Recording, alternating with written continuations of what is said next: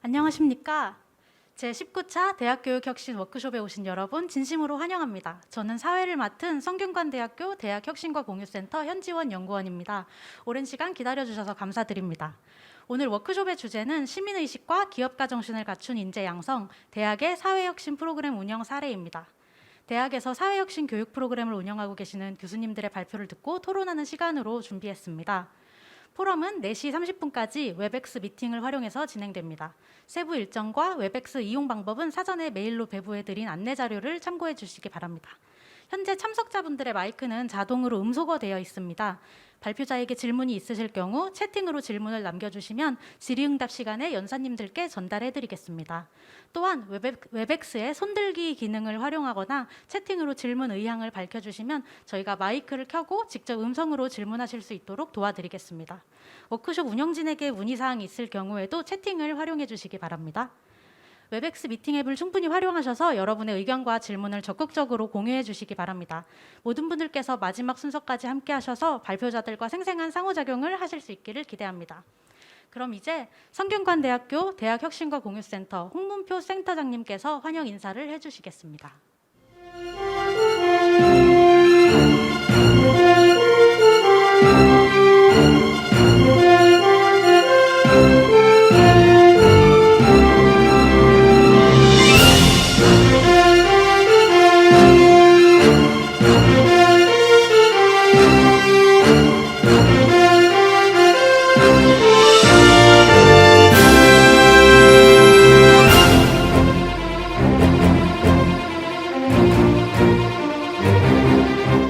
안녕하십니까. 제19차 대학교육혁신 워크숍에 참석해 주신 여러분들께 진심으로 감사의 말씀을 드립니다. 저는 성균관대학교 대학혁신과 공유센터의 센터장을 맡고 있는 홍문표라고 합니다.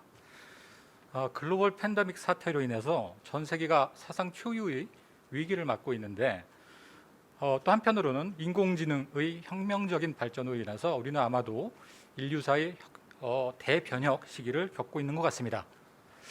아마 지난 1990년대 말을 여러분들이 기억해 보시면 IMF 사태가 있었는데요. 그 IMF 사태 이후에 마이크 안 나오나요? 네, 알겠습니다. IMF 사태 이후에 우리 교육 현장에 계신 선생님들의 말씀을 들어보면 이구동성으로 하시는 말씀 중에 하나가 IMF 전 세대와 IMF를 겪은 세대가 너무 큰 차이가 있다라는 말씀을 하십니다. 그 이제 차이점 중에 하나는 아무래도 평생 직장이라는 개념이 없어지다 보니까 학생들이 뭔가 모험적인 것을 싫어하고 뭔가 더 보장이 되는 조금 더 안정적인 직장만을 추구하는 모험심이 사라진 그런 학생들로 자라나는 그런 경향을 우리가 볼 수가 있었습니다. 그리고 또한 어떤 대학 생활의 낭만이라든지 꿈 이런 것들이 이제 굉장히 사치스러운 개념이 된 것 같고요. 근데 지금 우리가 겪고 있는 이 글로벌 팬데믹 사태는 아마도 IMF보다는 훨씬 더 큰 전 인류적인 위기이기 때문에 이 시기를 겪은 학생들은 지금과는 또 다른 모습의 어떤 그런 모습들을 보일 것 같습니다. 그래서 이러한 위기 속에서 우리 대학이 어떤 역할을 해야 하는가 이런 것에 대한 논의가 필요하다고 생각이 됩니다. 자, 대학은 과연 무엇을 하는 곳일까요? 그냥 나만 잘 살고 나만 돈 잘 벌 수 있는 기술과 지식을 습득해서 내가 속한 사회는 어떻게 되든지 상관없이 그냥 그렇게 자라나가면 되는 것인지, 혹시 우리가 그런 학생들을 기르고 있는 것은 아닌지, 이런 것에 대한 심각한 고민과 깊은 대화가 필요하다고 생각이 됩니다. 자, 이런 배경 하에서 각 대학에서 시민의식과 기업가 정신을 학생들에게 심어주기 위해서 여러 가지 노력들을 하고 있는 것은 굉장히 다행스러운 일이라고 생각이 됩니다. 오늘은 성균관대학교의 이원준 교수님 그리고 한양대학교의 박성수 교수님을 모시고 대학의 사회혁신 프로그램 운영 현황에 대해서 귀한 말씀을 듣게 되었습니다.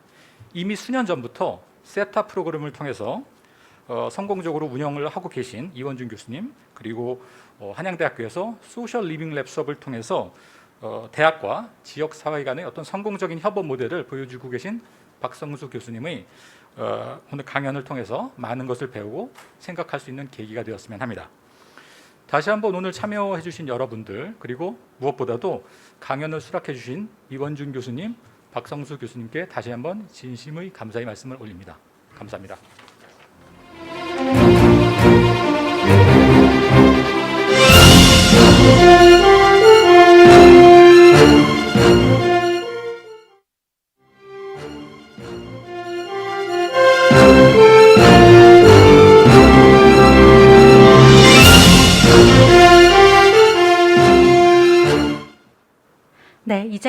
번째 초청 발표로 워크숍을 본격적으로 시작하겠습니다. 첫 번째 발표자는 성균관대학교의 이원준 교수님이십니다. 이원준 교수님은 성균관대 경영대학 교수로 재직 중이시며 앙트레프레너십 전공 주임 교수, 기업가 정신과 혁신센터장, 그리고 창업교육센터장으로서 대학생들을 위한 기업가 정신 교육에 헌신하고 계십니다. 교수님께서 21세기 핵심 역량으로 꼽으신 팀 기업가 정신이 무엇인지, 그리고 대학에서 팀 앙트레프레너를 어떻게 양성할 수 있는지 이번 발표에서 말씀해 주시겠습니다.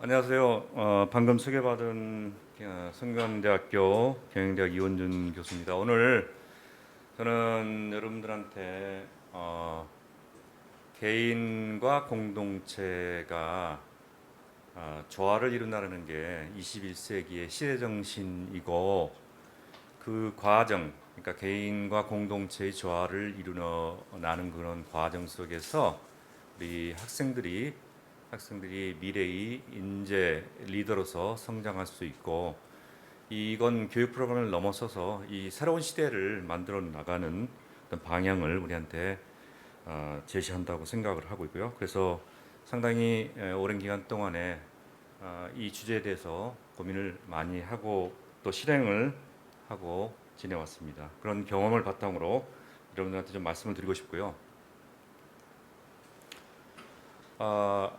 이 목차는 이제 이렇게 5가지로 구성이 되어 있고요. 우선 들어가면서 여러분들한테 아까 제가 소개를 받을 때 세타라는 프로그램에 대해서 소개를 받았는데, 그 세타 프로그램은 저희 학부생을 대상으로 해서 SE는 소셜 앙트레프너십이고요. 그러니까 사회적인 기업가 정신, 기업가를 양성한다, 이렇게 보시면 되겠고요. 그다음에 TA는 이제 팀 아카데미입니다. 팀 아카데미라는 것은 팀이라는 단어가 아까 말씀드린 공동체를 만들어내고 공동체 자체가 가지고 있는 힘을 이용을 해서 세상의 문제를 해결해 나가는 것을 도전하는 그런 이제 교육 방법론이고요. 이 프로그램을 운영을 했는데 거기에 참여했던 친구들의 이 얘기들을 조금 들어보시면은 오늘 제가 어떤 얘기를 하려고 하는지를 좀 이해를 하실 수 있을 것 같아요. 좀 들어보시기 바랍니다. 세타에 와서 가장 많이 바뀐 점이 도전을 마음껏 할 수 있다. 나다움이란 힘이 있는데 그걸 어떻게 잘 융화시키는지를 좀 알게 된 것 같아요. 여기 세타는 이렇게 저희 TS 시간이 있잖아요. 이렇게 팀끼리 시간을 쉐어를 하는 나누는 시간이 있는데, 그 시간을 통해서 서로에 대해 알아가면서 내가 어떤 말을 해도 이 사람들은 비웃지 않고 진지하게 들어줄 것이다 라는 믿음이 있었기에 제 마음속 깊은 얘기를 나눌 수 있었고, 생각을 말하는 걸 엄청 많이 하잖아요. 그래서 뭔가 생각을 표현하는 거에 대해서 많이 성장한 것 같아요.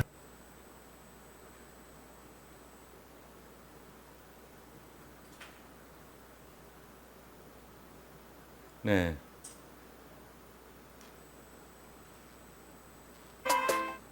계속 들어보시겠습니다.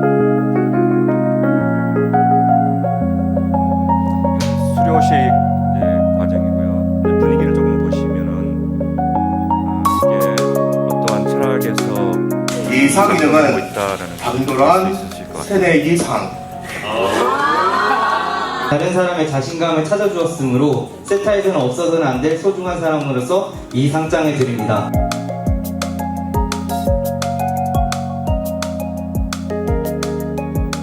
끝나서 아쉬운 마음이 제일 큰 것 같고, 이 뒤에도 뭔가 또 있을 것 같아요. 지치는 순간들도 있었고, 뭔가 비즈니스 모델을 만들려다 보니까 쉽지만은 않았는데 또 수료식을 하니까 굉장히 좋은 마무리가 된 것 같고, 이 사회에 믿을 수 있는 사람들, 그리고 공동체가 있다는 거를, 그리고 이런 참 좋은 일로도 돈을 벌 수 있다는 걸 다시 한번 확인한 너무 좋은 자리였고요.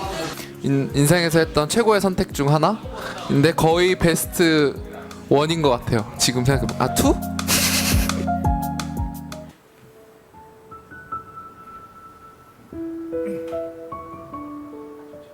코치님들의 태도가 되게 좋았던 것 같아요. 뭐든 해보게 하려는, 시도해보게 하려는.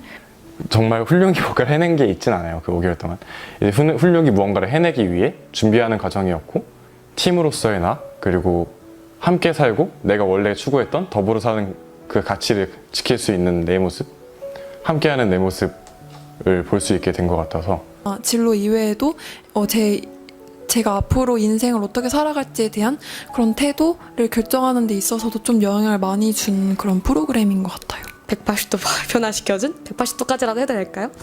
많이 변화시켜준 그런 소중한 전환점이 된 것 같습니다. 이제 시작이라고 생각해요. 네.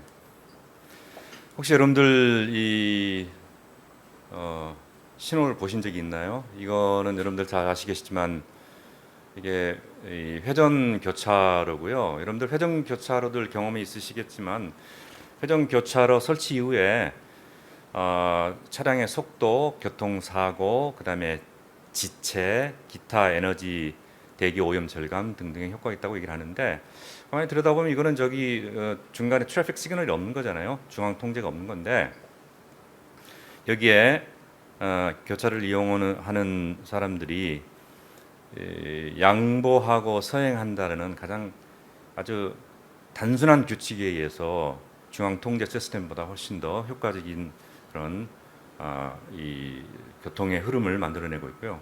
여기에다가 만약 하나를 더 보탠다면 제 생각에는 운전자들이 서로 눈치를 열심히 봐줘야 될 것 같아요. 그래서 저런 두 가지 규칙 외에 굉장히 소프트한 많은 사람들이 눈치를 많이 봐준다면 진짜 이 교통이 잘 흐르지 않느냐. 여러분들 이제 보시는 이제 슬라이드에 위에는 이제 테드의 톡인데 두 개 다 자율 자동차라는 얘기고요. 근데 몸으로 비유를 하면은 올게닉한 시스템으로 보면은 핏줄이 저기 보시면 이제 6만 마일이니까 한 이제 10만 킬로 정도 되겠죠. 그 핏줄이 있는데 핏줄이 전혀 여러분들의 영양분과 산소를 공급하고 노폐물을 빼는데 하등의 문제가 없이 정말 잘 작동이 되고 있지 않습니까? 그 바로 아래 것은 구체적으로 AI 시대의 자율자동차가 만약에 우리 도로를 메운다라면은 어떻게 될 것이냐 하는 것을 보여주고 있고요. 그 바로 옆에 보면 자동차는 센싱을 하고 그 커뮤니케이션을 통해서 주변에 이제 여러 가지 정보를 받고 전달하고 그걸 베이스로 해서 이제 의사결정을 내려서 움직이겠죠. 근데 이제 그 영상을 여러분들 잠깐 보시면 이런 식으로 될 것이다. 차가 있습니다. 그래서 신호를 받고 의사결정을 하는데 이게 저런 흐름일 거라는 거죠. 그래서 중앙통제 시스템이 없지만 각각의 자동차 하나하나가 자율성을 가지고 건강한 의사결정을 내린다면 시스템이라는 것은 우리가 중앙통제를 하는 시스템이 아닌 새로운 세상을 만들어낼 것이다. 그런 생각을 여러분들 지금 슬라이드에 보여드리는 The Great Harmony, 대동리라고 하는데, 여러분들 우리 성균관대학은 유교 정신을 바탕으로 해서 학교가 설립이 되었고요. 우리 공자 선생님의 말씀을 우리가 그래서 빌어서 얘기하자면은 대동이라는 것은 개인의 고유성을 해체하자는 것이 아니다.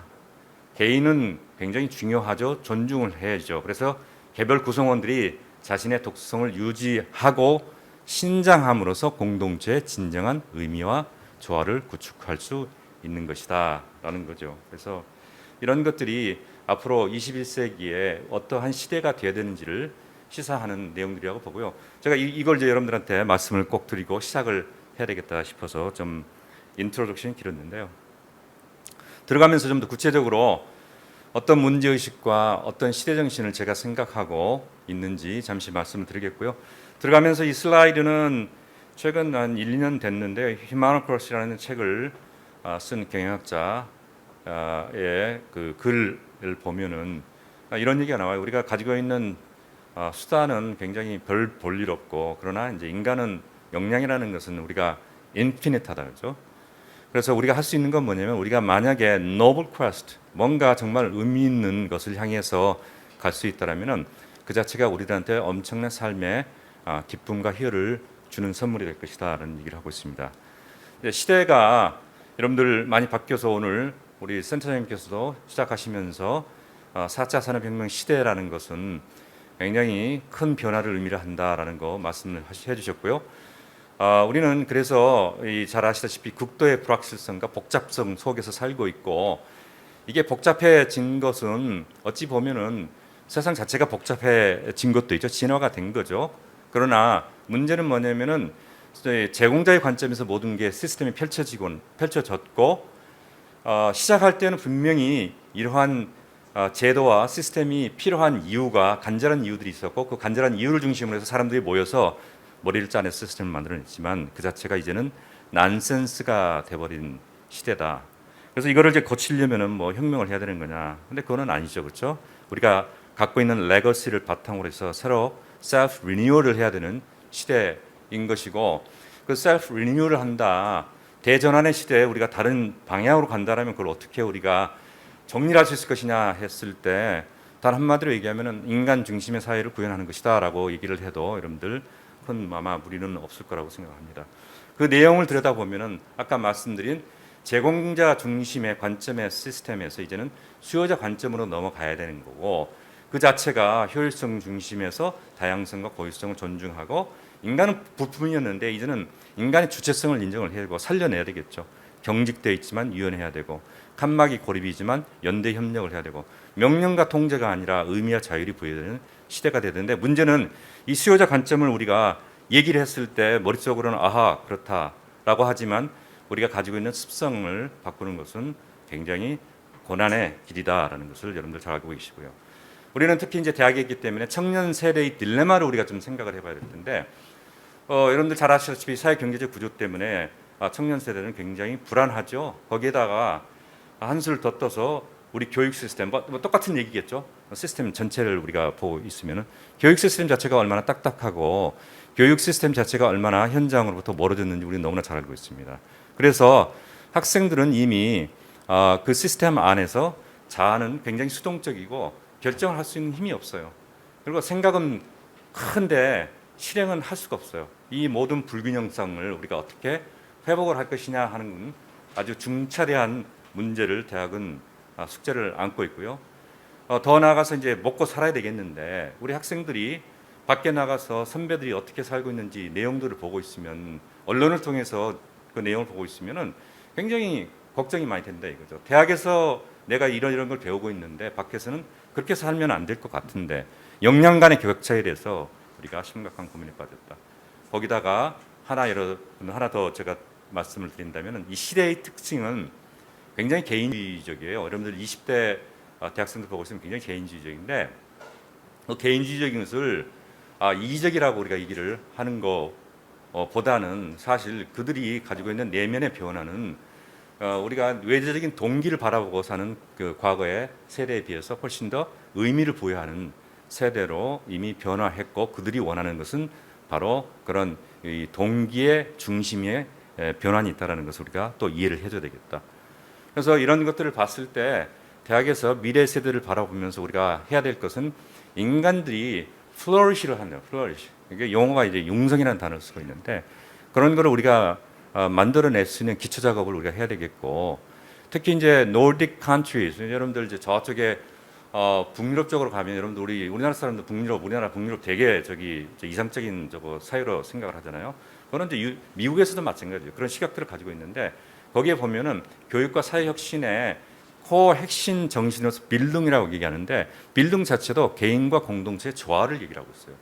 OECD의 삶의 지표를 봐도 개인과 커뮤니티의 조화를 얘기를 하고 있고요. 동양 철학도 개인을 살려서 활사하잖아요. 그래서 공을 연단 말이죠.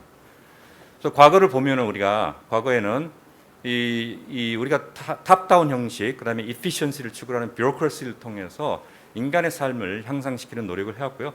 그 시스템이 생긴 이유는 분명해요. 그만큼 이제 우리 사회 자체가 인간들의 교육 수준이나 깨달음의 수준이 낮기 때문에 그렇게 조류 라인이 만들어졌고 그 안에서 정해진 액션만, 액티비티만 해야 되는 그런 파트로서 거의 어찌 보면 노예라고 볼 수 있는데요. 그런 시스템 하에서 개인들이 조직을 위해서 사용이 됐고, 근데 이로 인해서 개인들이 이 조직 안에서는 인간성이 말살된 상태에서의 삶을 살아왔다는 것을 우리가 잘 알고 있고요. 그 자체는 아직도 지속이 되고 있다. 그러나 이제는 우리는 말씀드린 것처럼 저런 조직의 공동체 자체는 구성원들이 서로 이 같은 의미를 부여하고 믿고 그 안에서 심리적으로 안전감을 누리면서 또 그 안에서 각자들이 성장을 하고 조직체의 공동체의 미션을 달성할 수 있는 그런 이 조직 구조를 만들어내야 되는데 그걸 위해서는 개인들이 살아나야 되고요. 개인들이 살아난다는 것은 아까 말씀드린 것처럼 개인들이 의미를 추구하고 자율성을 원하고 그 다음에 자기 자신의 성장을 원하는 그런 개인들을 살려주고 존중을 해야 될 것이고 그런 개인들이 모여서 공동체를 만들었을 때 저런 공동체를 만드는 게 가능하고 그리고 그 과정에서 개인들은 또 성장하고 이런 것들이 바로 인간들이 플로리시 한다는 개념이고 이거는 조직과 공동체의 조화라고 이제 요약을 할 수 있겠고요. 그걸 빌딩이나 활사 개공이라고 얘기할 수 있겠고요. 우리가 이게 이런 게 결국은 이제 추구를 해야 될 우리의 북극성이 아니겠느냐. 제가 별표를 좀 돌렸습니다. 북극성이 아니겠느냐. 근데 이제 이거를 저는 이제 팀 앙트레프너십에서 이제 보는 거죠. 세상의 과거는 저렇게 뷰로크러시 인간들이 죽어 있는 그런 조직은 어차피 존재하는 이유가 문제를 해결하기 위함이라고 본다면 과거의 문제 해결 방식, 조직과 방식은 맞지 않고 우리가 필요한 것은 셀프 리뉴얼 프로세스를 통해서 새로운 세계를 만들어내는데 그 셀프 리뉴얼 프로세스를 우리는 팀 앙트레프너십을 가지고 할 수 있겠다. 이 문제 해결과 임팩트 창출을 위한 공동체의 미션 그걸 또 우리가 머릿속에 담아야 될 거고요. 그 공동체는 누가 만들어가냐? 개인들이 만들어 나가는데 그 개인들은 의미를 부여하는 삶을 살고 싶은 거예요. 그래서 공동체 안에서 인간들이 융성을 할 수 있고 그 안에서 가장 행복하고 이 인간으로서 최선의 어떤 삶을 살 수 있는 것이고 그 공동체 안에서 이 문제를 해결하는 프로세스 안에서 앙트레프너들은 성장을 하고 다듬어지고 셀프 마스터리가 일어나고 그래서 공번영이 가능하다. 그래서 저는 이제 팀 앙트레프너십을 문제 해결을 위한 팀과 개인의 조화 이런 컨셉에서 보는 거죠.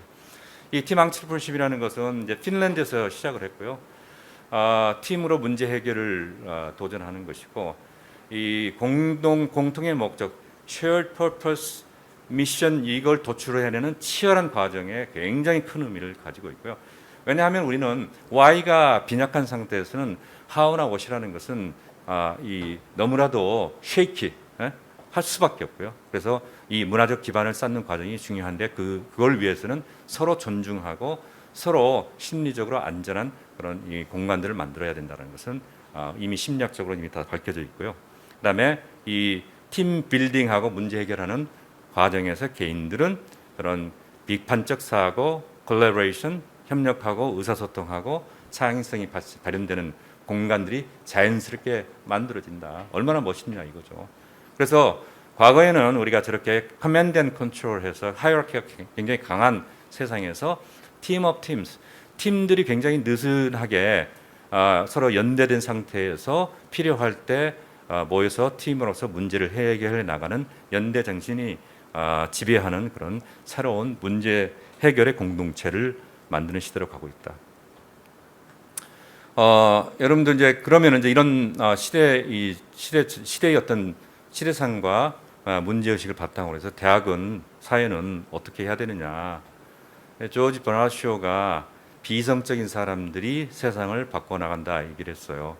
비성적이라는 것은 우리가 그냥 표면적으로 인생을 살 때 굉장히 비이성적으로 보이겠죠. 그러나 삶의 무게를 우리가 가지고 세상을 바라보는 눈을 가지고 팀 앙트레프너십을 가지고 활사 개공의 정신을 가지고 들어간다면 비이성적인 것이 지극히 합리적인 것이죠. 그래서 이 앙트레프너십이라는 단어를 제가 계속 쓰고 있는데 이거는 여러분들 혹시나 이 단어에 익숙하지 않으신 분들을 위해서 설명을 드린다면 앙트레프너라는 것은 이제 시도하고 모험하는 사람이다. 원래 출발은 경제적인 혁신에서 출발을 했지만 지금은 사회의 모든 분야에 적용되는 개념으로 확장이 됐다. 피터 드러커 여러분들 잘 아시고요.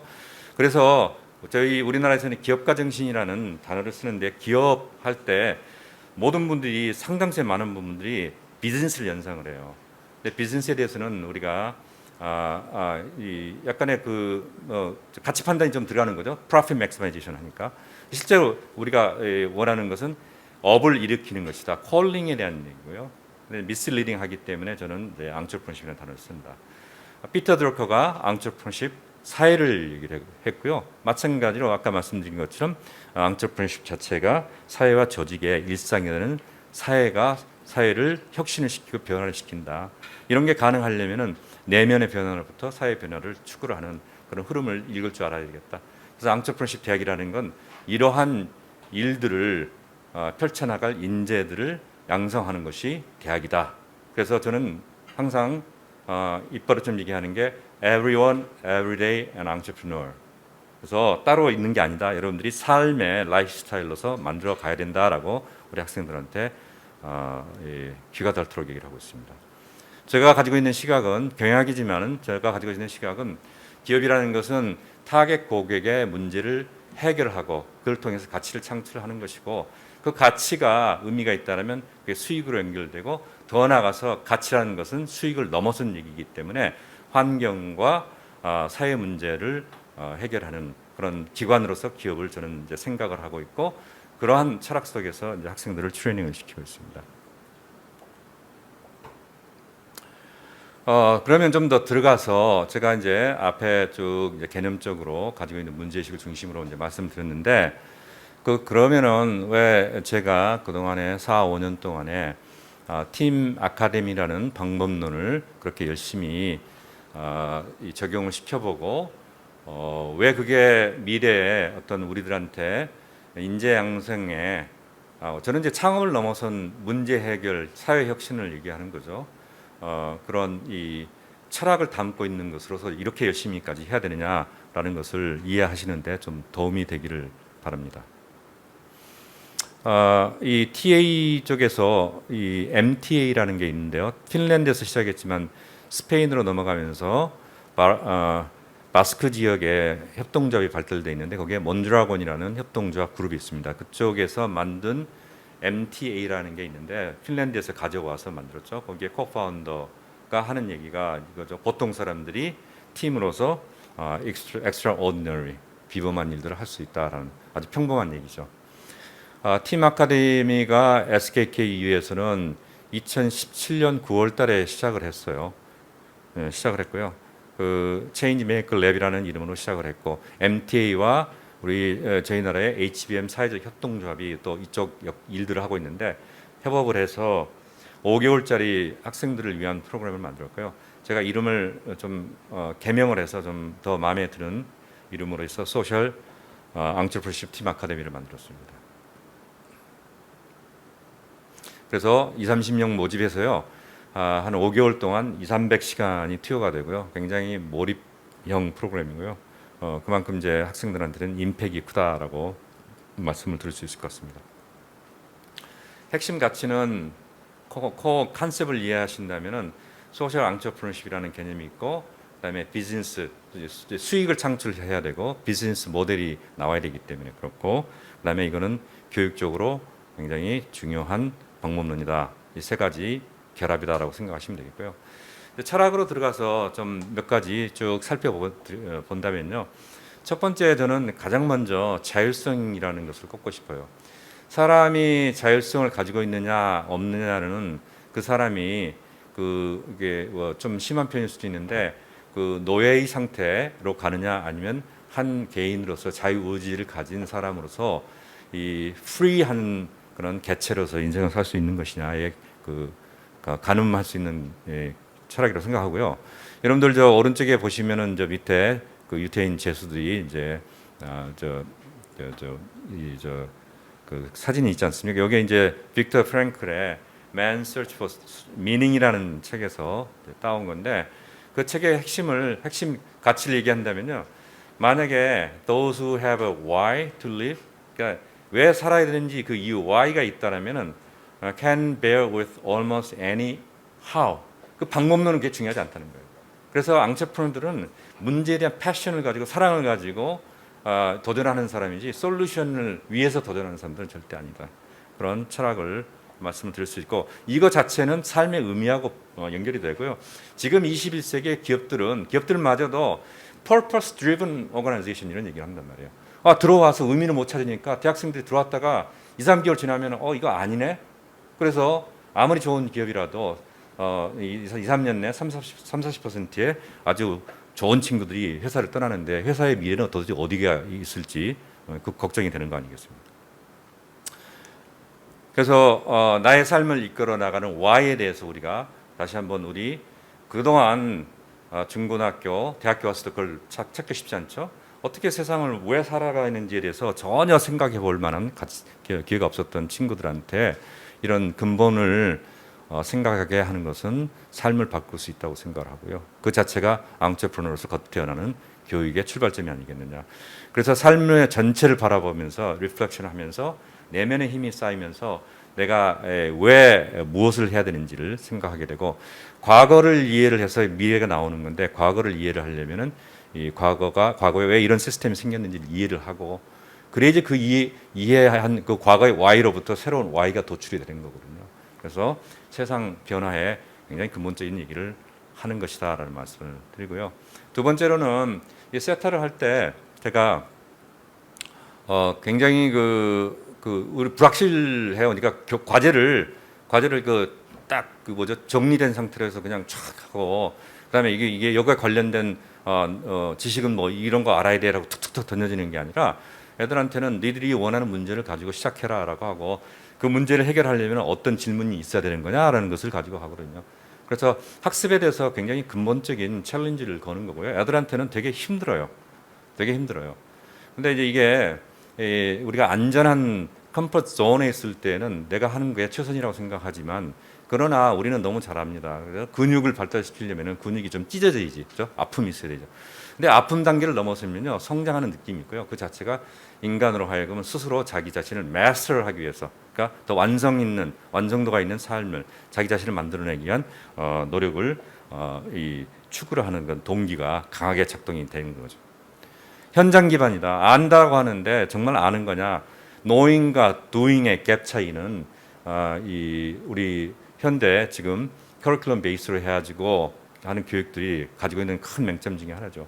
학생들이 learning by doing 또는 creating, 컨텍스트 기반의 알미라는 것. learning 전이 어디 가서 현장을 보고 현장을 통해서 우리가 그런 문제가 발생하는 현장을 우리가 보고 총체적으로 문제를 받아들이는 거죠. 그래서 진짜 real problem에 대해서 real solution을 추구를 하는 것이고 밖에 나가야 된다 무조건. 그리고 과정 중심이지 계속해서 우리는 short-term output 가지고 학생들을 평가해야 하기 때문에 그 평가 잣대 그 방식에 너무나 이게 물들어 있어요. 젖어 있단 말이에요. 그 자체가 개인의 성장에 엄청난 이 걸림돌로 작용하고 있다.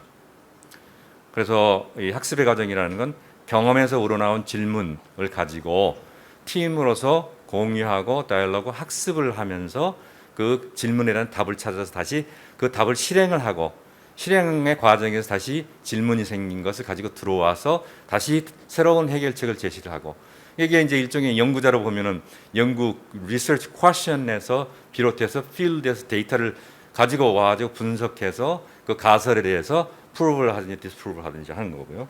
거기에는 이제 팀 학습과 개인 학습이 같이 병행이 돼야 되겠죠. 제가 시간이 얼마나 남았는지 좀 얘기를 해주시면 좋겠습니다. 10분밖에 남았어요. 저런. 네. 그러면은 그리고 이제 팀 앙트레프너십은 팀으로서 앙트레프너십을 발휘한다라고 지금 생각하시면 되겠고요. 거기에 이제 코칭이라는 게 가장 중요한 또 역할을 하고 있다. 코칭은 여러분들 교수님들이나 이 티칭에 익숙하신 분들은 저 아래쪽에 보시면은 되게 아래쪽을 많이 쓰시거든요. 저 반대쪽으로 올라가 있어요. 그래서 듣기, 성찰, 의역, 요약해주고 뭐 질문하기 이런 거를 해야 되는데 교수가 그래서 코칭을 한다는 것은 그 자체도 아주 대단한 챌린지죠. 그러나 학생들은 코칭을 통해서 많이 배운다는 것은 증언을 다 하죠. 신뢰와 협력의 문화, 다이얼로그 기반으로 해서 다이얼로그라는 것은 존중하는 대화예요. 끝까지 들어주는 대화, 남의 얘기를 듣고 마음속에서 우러나온 것을 공유하는 것이 대화고, 이게 심리적으로 안전한 공간을 만들어내는 것이고, 그게 소속감과 신뢰의 바탕이 된다. 이게 공동체를 만들어나가는 방법이다. 그리고 세타는 학습과 실행의 공동체입니다. 아까 학습은 얘기를 했고, 이제 이 공동체로서 힘을 모아서 이제 실행을 하는 거죠. 여기 예를 들어서 우리 이제 세타는요, 이걸 가지고 얘기를 할게요. 제가 시간이 많지 않으니까. 세타는 크게 보면은 이렇게 이 두 개의 큰 팀으로 되고요. 팀 하나 안에는 프로젝트 그룹들이 있고, 프로젝트 그룹들은 전부 각각의 프로젝트에만 관심을 쓰는 게 아니고 각각 프로젝트끼리 서로 피어 피드백을 주고받아요. 그 안에서 많은 학습이 일어나고, 그 피드백 자체가 러닝 팀 1과 2 사이에서 발생을 하고요. 이 두 개의 팀을 하나의 큰 학습 공동체로서 팀 코치 팀들이 이걸 리딩해 나가는 거죠. 리딩한다기보다는 코칭을 하는 거고요. 리딩하는 것은 여러분들 그 서클 아래 그 까만 점 3개가 있는데, 팀별로 팀 리더 팀들이 있는데, 팀 리더 팀들과 팀 코치 팀들이 이 하나의 작은 학습 공동체를 이루어 나가는 그 리더십 그룹을 형성하는 거고요. 우리 대학에서 세타 그동안에 해왔는데 그 얘기를 잠깐 말씀드리겠습니다. 세타 한 친구들이 이런 얘기를 되게 많이 해요. 예전에 나라로 돌아가지 못한다. 좋은 일이겠죠? 그러기를 바라고요. 지금 현재 9기까지 가서 한 250명 이제 배출을 했고요. 프로젝트는 엄청나게 많이 있죠. 작은 프로젝트들이 많으니까. 뭐 그 중에서 매출이 일어나는 것도 있고 없는 거 있고, 특히 1,800여 회의 고객 방문이 있었다라고 일하는데, 그거는 그만큼 이제 밖에 많이 나가는 거죠. 지금 이제 코로나 때문에 그렇게 못 하고 있는데, 전체의 그 프로그램으로서의 구조를 보면은 입문 과정은 팀빌딩 과정이고요. 문화와 신뢰를 쌓는 과정이고, 공동체가 무엇이고, 그 다음에 우리가 얼마나 책상 머리만 붙어 있는지를 정말 절실하게 깨닫는 그런 과정들이에요. 그 안에 이제 사용되는 이제 도구적인 지식, 방법론들은 적혀 있는데, 시간 관계상 제가 넘어가도록 하겠습니다. 그다음에 이제 팀 빌딩이 되면은 학습과 실행의 공동체로서 본격적으로 이제 작동하기 시작하는데요. 아까 말씀드린 것처럼 두 개의 큰 팀으로 분리를 하고, 그 안에서 작은 프로젝트들을 탄생해서 프로젝트를 실행을 하면서 러닝 바이 도잉, 실행하고 그걸 가져와서 새로운 질문을 던지고, 거기에 대해서 자료를 수집해서 다시 그 자체에 대한 또 답을 구하고 하는 그런 전형적인 지식을 창출하는 프로세스를 밟아서 진행이 된다. 이런 이제 과정을 통해서 제가 생각했을 때, 이건 이제 저만의 생각인데, 이 여기에서 트레이닝 받은 인재들은 어떤 감을, 뭐가 준비가 됐을까? 우리가 이제 21세기 역량이라고 하면 OECD 같은 데서 막 critical thinking이라든지 communication, collaboration, 뭐 creativity 이런 얘기하는데, 그건 너무나 이제 이렇게 좀 그래요. 좀 뭐 늘상 듣는 얘기인데, 제가 봤을 때는 컬처, 공동체를 이해하는 컬처, 그 컬처를 이해하는 우리 친구들이다라고 생각하고, 두 번째는 팀 기반으로 문제를 해결할 수 있는 역량을, capability를 가진 친구들이고, 세 번째는 문제를 해결할 때 복합가치, 사회적 환경적인 문제를 생각하면서 사업으로서 make sense를 하는 그런 sustainability, 지속 가능성을 이라는 가치를 둔 친구들이다. 저는 이제 그렇게 이해를 하고 있고요.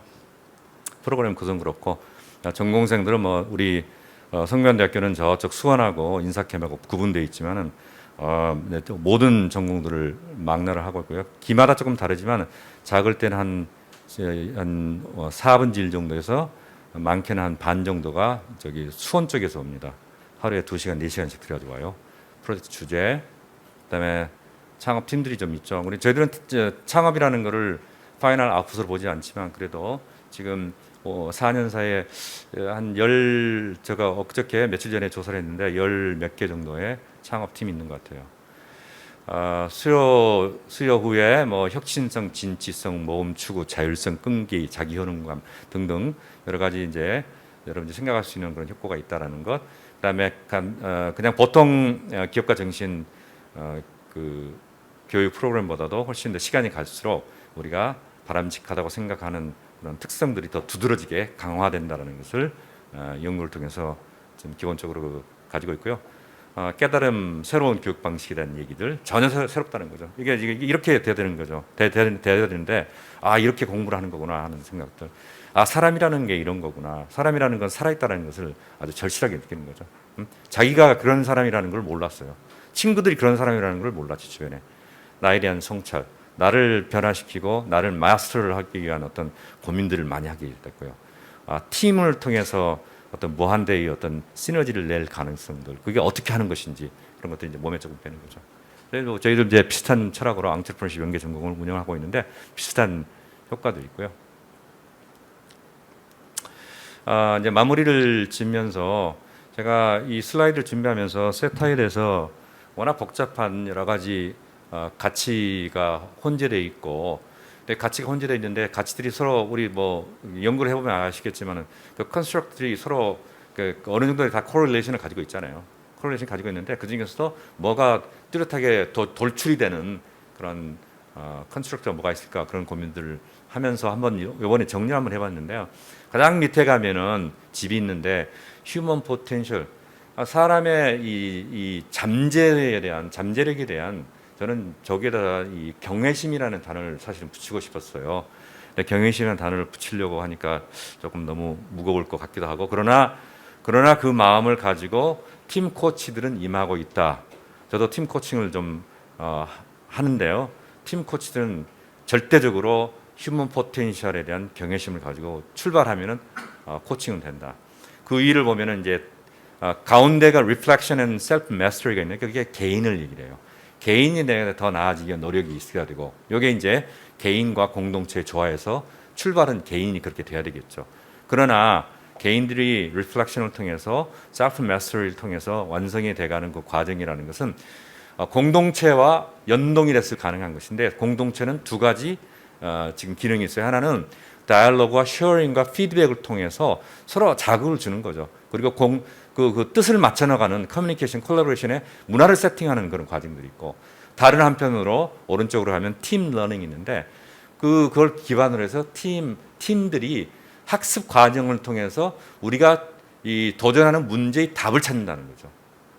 그래서 양쪽 축은 이 공동체 팀이 된 얘기고, 가운데는 개인이고, 이 세 개의 필러 위에 우리가 얹힐 수 있는 게, 그래서 우리는 문화를 만들어내고 그 안에서 문제 해결의 역량을 디벨롭을 시키고, 그리고 궁극적으로는 서스테이너블리 가능한 서스테이너빌리티 그런 비즈니스 모델과 문제 해결책을 추구를 한다. 이게 이제 세타인 것 같고요.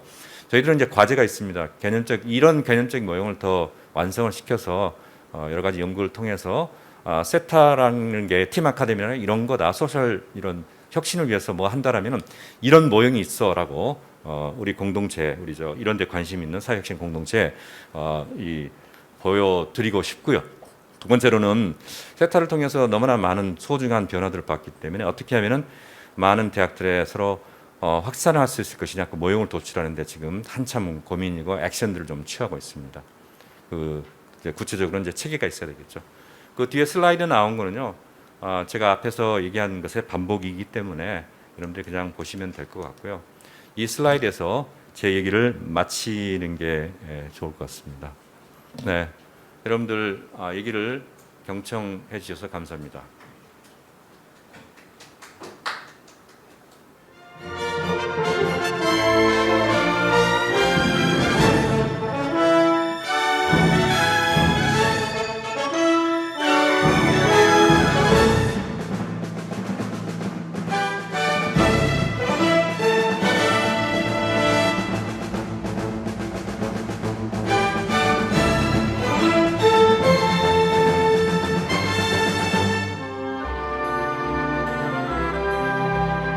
네, 이원준 교수님 발표 감사합니다. 팀 앙트레프레너십이 이 시대 대학생과 청년들에게 꼭 필요한 역량이라는 생각이 듭니다. 이번 워크숍을 통해서 팀 앙트레프레너십 교육이 확산되는 기회가 되었으면 좋겠습니다. 참석하신 여러분의 적극적인 의견 교류 부탁드립니다. 지금부터 이원준 교수님의 발표 내용에 대한 질의응답이 있겠습니다. 이원준 교수님께 질문이 있으신 분은 채팅으로 질문을 작성하시면 제가 질문을 전달하겠습니다. 직접 음성으로 발언하고 싶으시면 웹엑스의 손들기 기능이나 채팅을 활용해서 질문 의사를 표시해 주십시오.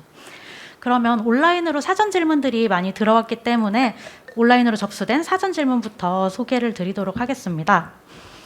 학생들의 영상을 보니까 학생들이 세타 프로그램에서 만족하는 핵심 요인이 제 생각에는 세타 프로그램의 철학과 팀 문화인 것 같습니다.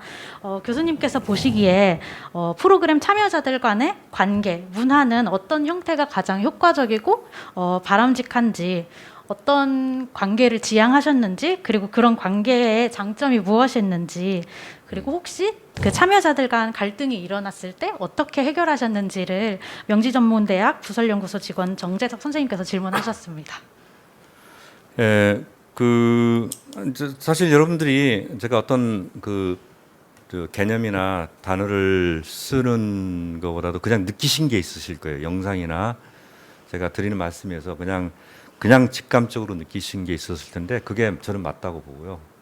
그게 뭐든지. 그러나 그럼 만약에 요약한다면 다시 우리 그 humanity라는 단어로 돌아가고 싶은 게, 우리 21세기는 과거에는 개인의 희생을 통해서 뜻을 이뤘다면 이제는 개인을 살려내서 개인을 존중하고 개인들과 개인들이 건강한 관계를 만들 수 있는 믿음을 바탕으로 해서 인간들이 어떤 문제를 추구를 할 때는 그게 저는 우리 시대에 맞는 그런 방향이라고 보는데, 그 애들 사이의 문화라고 얘기한다면은 마찬가지 얘기예요. 그러니까 서로 애들이 굉장히 대화를 나눌 때도 굉장히 존중하고 조심스럽게 하나, 그러나 할 얘기는 이제 하는 거고요.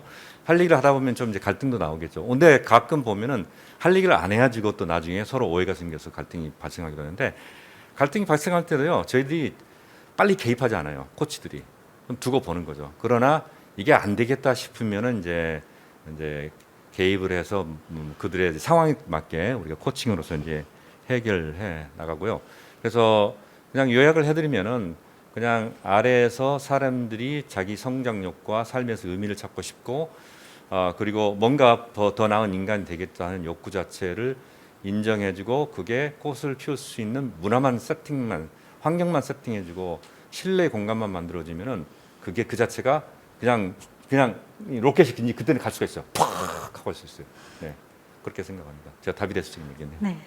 그러면 신뢰와 존중의 문화가 핵심인 것 같습니다. 그런데 이런 신뢰와 존중의 문화를 구축하는 것이 가장 어려운 일일 것 같은데, 이런 신뢰나 존중, 자율성과 같은 팀 문화를 어떻게 형성하셨는지, 그런 절차나 시스템이나 방법 같은 것들이 있다면 좀 설명해 주시면 감사하겠습니다. 몇 가지 있는데요. 첫 번째, 자율성에 관해서는 애들이 하고 싶은 거 하는 거예요. 뭐든지 니들이 선택해 하는데 그 팀으로 하기 때문에, 그런데 그 그룹 내에서 그게 이제 이렇게 같이 문제의식의 공통분모가 있는 사람끼리 모이겠죠. 그러니까 팀이 만들어지고 빌딩해 나가는 과정에서 자기네들이 해야 될 건 자기네들이 다 하는 거예요. 그리고 옳다 틀렸다 뭐 이런 거는 없는 거고요. 모든 게 자기네들이 선택했으면 다 옳은 거고. 그래서 자율성과, 두 번째는 아까 제가 다이얼로그라는 표현을 했는데요. 다이얼로그는 여러분들이 필요하시면 제가 레퍼런스도 드리겠는데, 다이얼로그가 사회에서 갈등이 있을 때 그걸 해결하는 데 굉장히 중요한 아주 원초적인 방법론이에요. 그래서 그 다이얼로그를 하는 데 있어서는 몇 가지 이제 원칙이 있는데, 그 중에 하나가 결국은 또 존중이에요. 상대의 존중, 말 끊지 않는 그런 거 있잖아요. 말 막 끊고 들어가는 것도 있고, 막 거기다 대놓고 뭐 네 거 틀렸잖아 막 이런 게 아니고 쌓아 올라가는 대화죠. 그러니까 사람이 어떤 얘기를 하더라도 그분에는 마음에 드는 게 있고 들지 않은 게 있고, 이렇게 표현됐더라도 이렇게 해석을 하면은 우리 이 팀에게 좋은 얘기가 될 수 있는 거예요. 그럼 그걸 쌓아 올려가는 대화죠.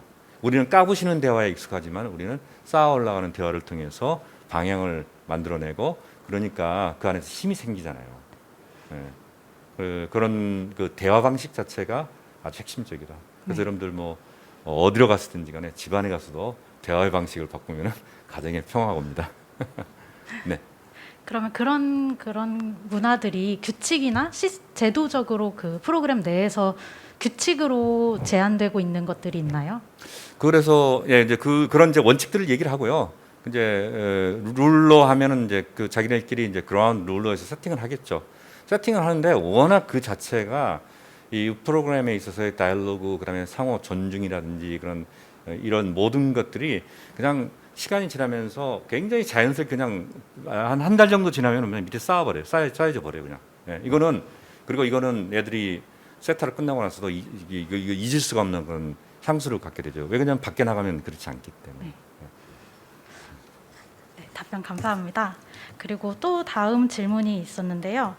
이화여자대학교 교육학과 박사과정 이선희 선생님께서 질문을 하셨는데 팀 기업가 정신이 업무 상황에서 어떤 상황에서 적용될 수 있는지, 업무 상황에서 또는 실제로 적용된 실제적인 사례를 좀 듣고 싶다고 하셨습니다.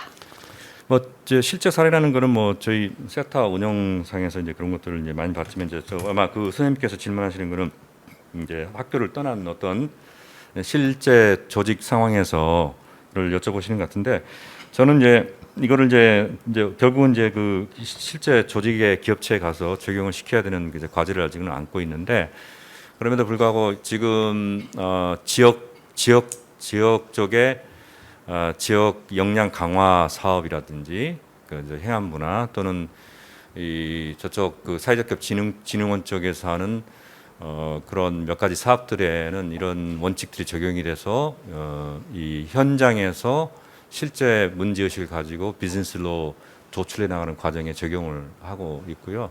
그다음에 아까 HBM 사회적 협동조합에서 자체적으로 내부에서 그 방법론을 이용을 해서 조직 혁신을 추구를 하고 있는 사례들이 있습니다. 그래서 점차 어떻게 해야 되는 건지에 대한 답을 찾아가는 과정이 우리 대한민국에 있다. 그렇게 이해를 해주시면 좋겠습니다. 네. 그러면 또 다른 질문이 비슷한 질문이 있었는데 배재대학교 교무처 연구원 한도현 선생님이 질문을 하셨는데요. 이분은 공과대학과 예체능 계열 전공에서 기업가 정신을 갖춘 인재를 양성하기 위해서 어떻게 해야 될지 의견을 물어보셨습니다. 기업가 정신 앙트레프너십은 그 본질적으로 학제적이에요.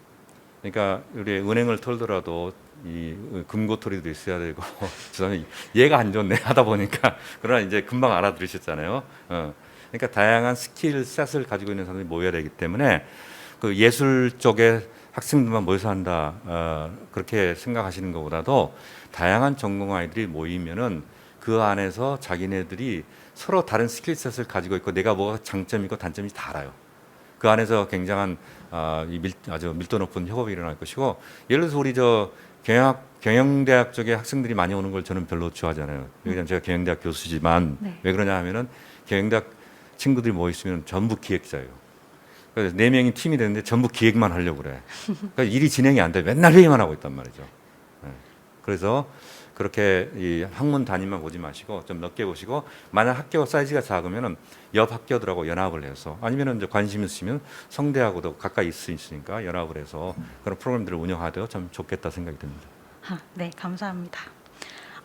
이번 질문은 성균관대학교 소프트웨어학과 산학교수이신 박희선 교수님께서 질문을 하셨는데요.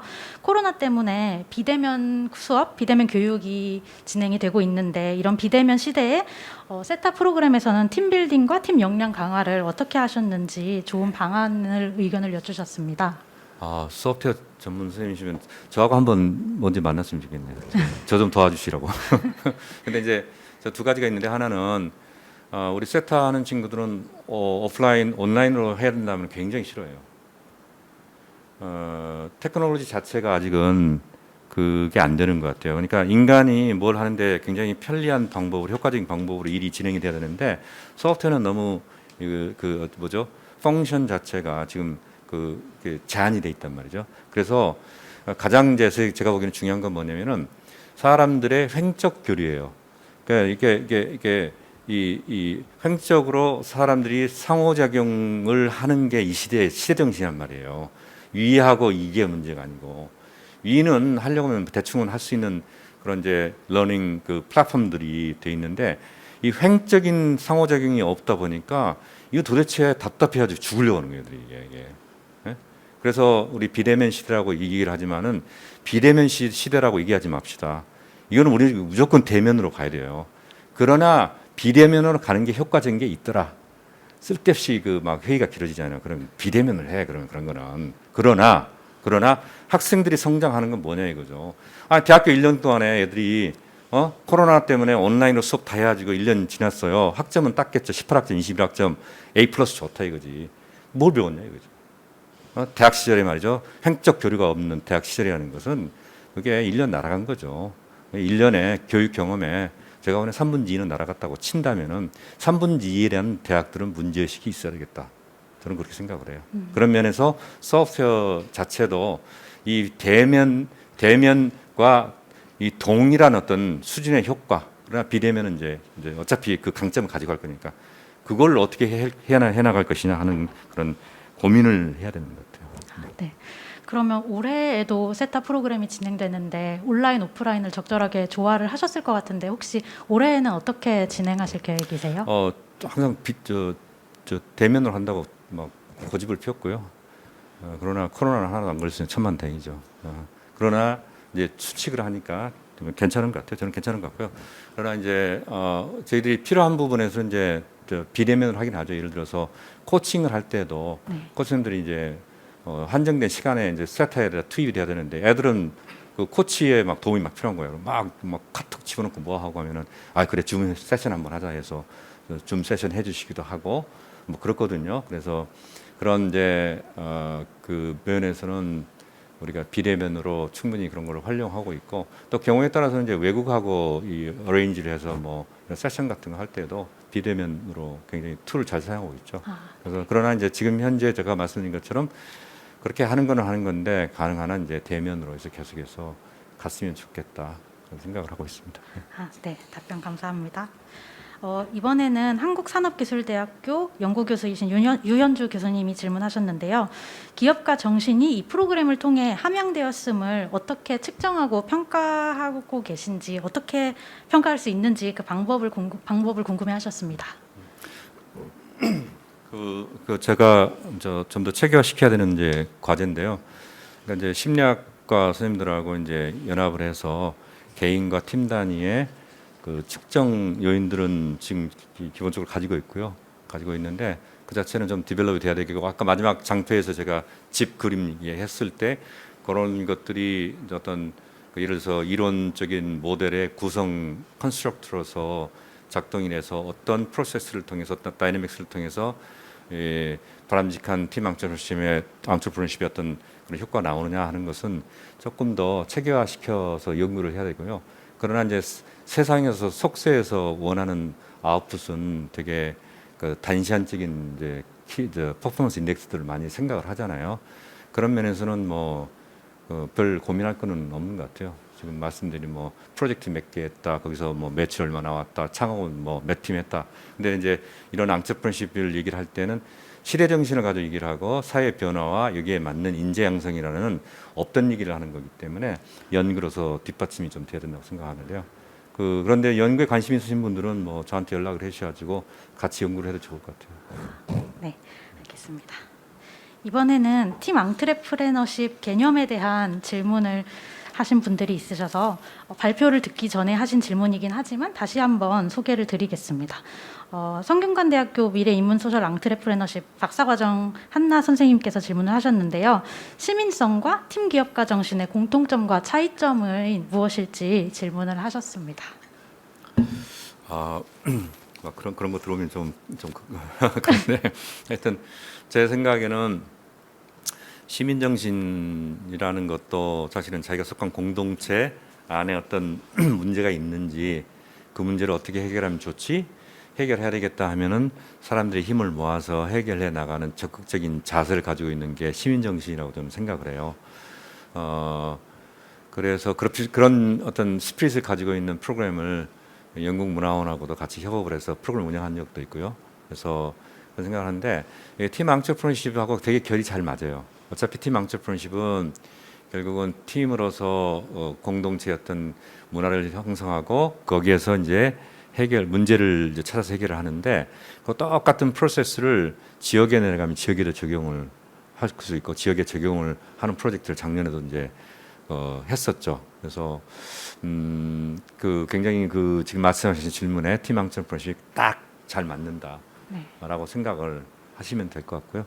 큰 틀 속에서 보면은 이제 우리가 문명을 발전시키는 방법론으로서 문제 해결의 방법론으로서 이런 팀 앙트레프너십을 적극적으로 활용하는 것 자체가 인재 개발에 굉장히 중요한 그런 방법론이고 실제 이거는 그 문제 해결이나 소셜 앙트레프너십을 넘어서 가지고 제 생각에는 21세기의 교육 모형이라고 봐요. 이거. 21세기 교육 모형. 우리 다음에 발표하실 우리 박 교수님도 그런 얘기도 써놓으셨던데 소셜 이모셔널 러닝 이런 것들요. 현장 기반 비슷한 지금 결을 가지고 오늘 얘기를 하는 거거든요. 그래서 예, 아주 파워풀한 개념이고 필요한 것이다. 예. 네. 그러면 마지막으로 세타 프로그램에 대한 향후 계획을 어떻게 가지고 계신지 마지막으로 질문을 드리겠습니다. 우리 대학사에 여기저기 다 펼치고 싶고요.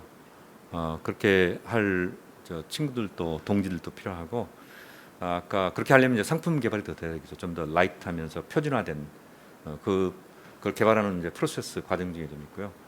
이거는 혼자 되는 게 아니고 이거는 이제 연합을 해야 되거든요. 그러니까 이 시대에 맞게 루즈한 우리 관계 속에서 가치 지향성을 가지고 모인 연대 세력들이 세상을 바꿔나갈 수 있듯이 세타도 세상을 바꿔나가는 툴로서 같이 협업을 한다라면은 그런 관심 있는 분들이 많이 생겼으면 좋겠고요.